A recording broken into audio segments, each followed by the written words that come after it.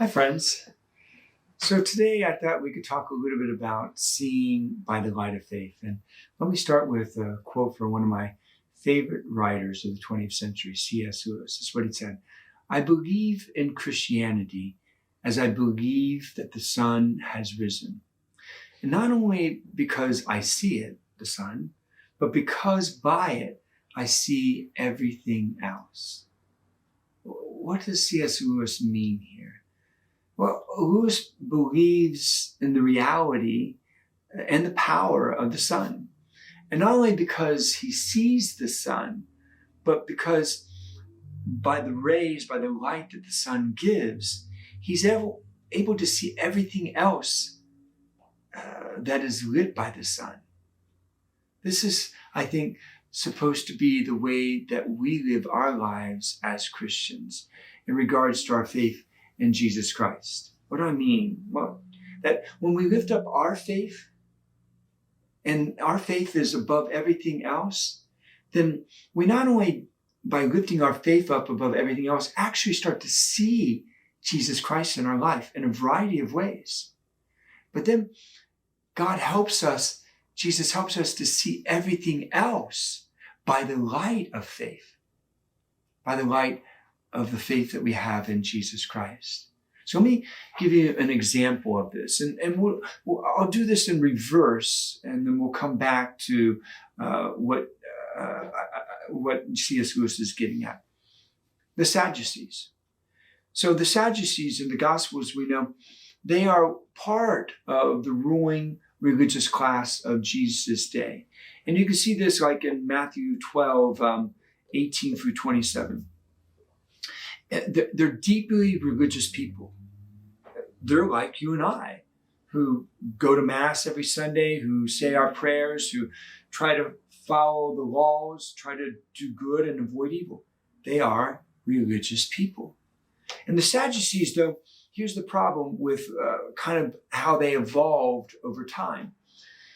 They believed only in the first 5 books of the Jewish Testament, what you and I call the Old Testament. The first 5 books are called the Pentateuch.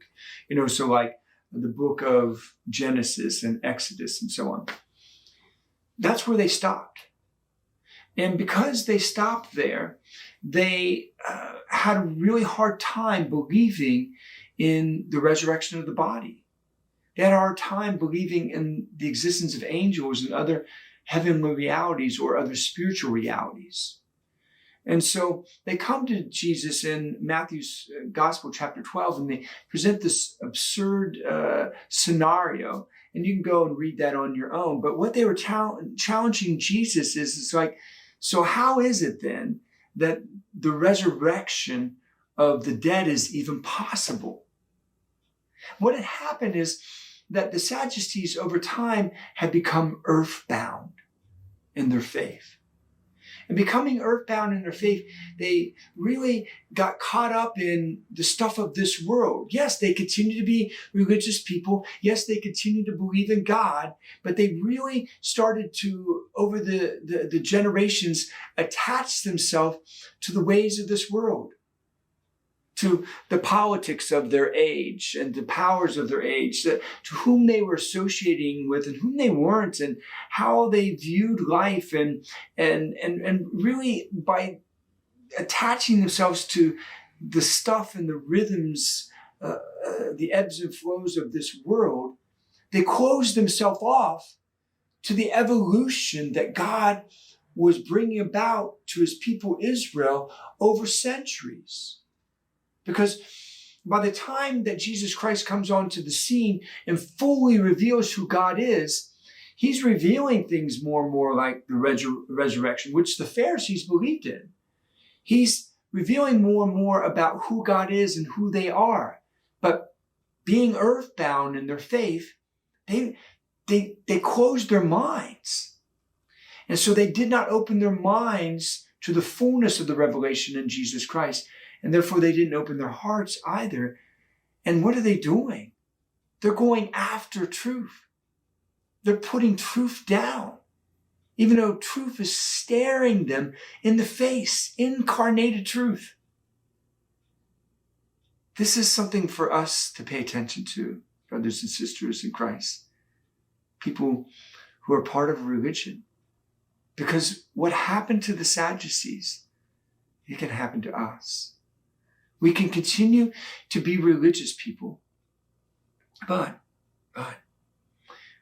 we can cross the course of our individual lives. This is also a corporate thing that's happening to us generationally, and we're passing on this stuff to our children and to our grandchildren.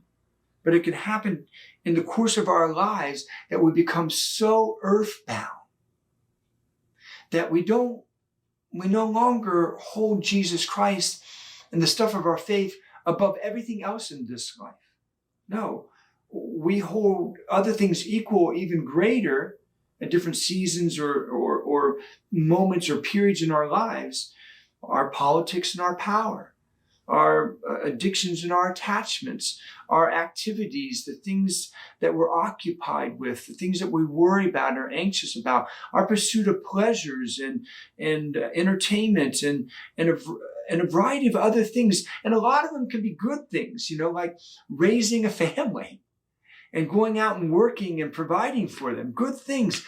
But the problem is that when they become greater than our faith in Jesus Christ, then we see our world by their light. We experience our life by their realities because they eclipse, if you will, our faith and the light of faith in our relationship with God. So we have to make a decision, and this is a decision not just once, we have to make it day in and day out. C.S. Lewis said that he believes in the sun. It's the highest reality in the sky. But he believes in it not just because he sees the sun, but by the light of the sun, he sees everything else. And this has to be our relationship with Christ. We believe in Christ, but the less we elevate him and elevate him above everything else, we're actually going to believe in all the other things that get above him and get in front of him. And that becomes our light. That becomes our filter. That becomes the stuff by which we interpret our world and experience our world and live in our world. But when we see the folly of this and the fallacy of this, we can get back to elevating Christ like the sun above everything else in our world. And then we not only start to see him in everything, but we see everything by his light because he and his light is above everything else.